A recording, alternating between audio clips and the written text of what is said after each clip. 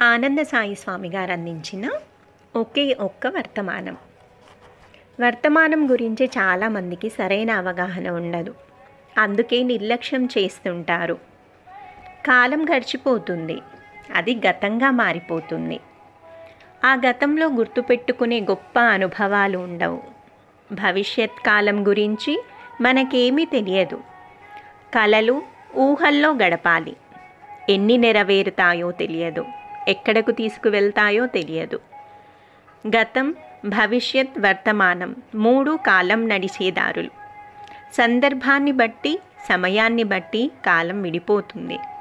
మన మనసులో గతంగా, భవిష్యత్ కాలంగా, వర్తమానంగా నిలిచిపోతుంది. వర్తమానాన్ని ఒడిసిపట్టుకొని మన శక్తియుక్తులన్నీ కూడగట్టి పూర్తిగా కేంద్రీకరిస్తే చాలా అందంగా, అద్భుతంగా తయారవుతుంది.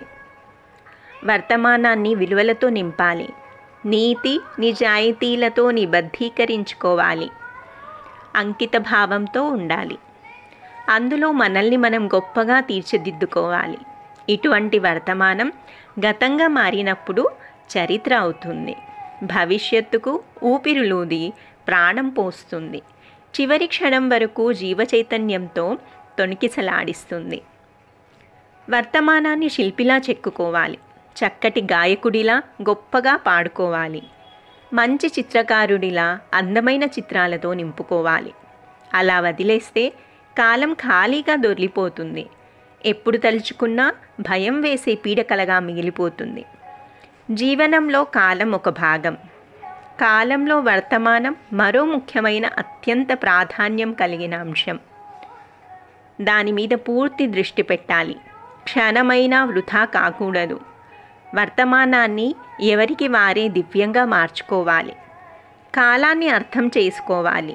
క్షణం వృధా చెయ్యని మహానుభావులు చరిత్రలో ఎందరో ఉన్నారు. పురాణ పురుషులు, దైవస్వరూపులు, శాస్త్రజ్ఞులు, సంఘ సంస్కర్తలు, రాజనీతిజ్ఞులు ఉన్నారు. వాళ్ళ జీవిత చరిత్రల్లో కాలాన్ని గౌరవించి జీవన శిఖరానికి ఎలా చేరుకున్నారో తెలిపే ఉదంతాలు ఎన్నో ఉన్నాయి. వాటిని చదవాలి, ఆచరించాలి, ఫలితాలను పొందాలి. కొన్ని క్షణాలు తిరిగి రావు. సమయాన్ని క్షణం వృధా చేయకుండా అవకాశాన్ని ఉపయోగించుకొని, అవరోధాలు తొలగించుకొని విజయం వైపు సాగిపోవడమే వర్తమానానికి మనం చేసే నీరాజనం.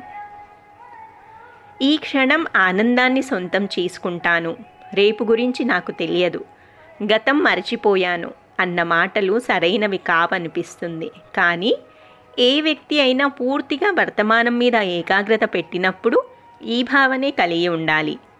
అనుకున్నది సాధించాలనుకున్నప్పుడు దేవుడు నీకు ఇచ్చిన సమయం వర్తమానమే. ఒకే ఒక్క ఆలోచన వెంటనే నిర్ణయంలోకి మారి ఆచరణలోకి వచ్చినప్పుడు ఎన్నో జీవితాలను ప్రభావితం చేస్తుంది, చరిత్ర సృష్టిస్తుంది. వర్తమానం విలువైన బంగారు కానుక, లెక్క కట్టలేనిది.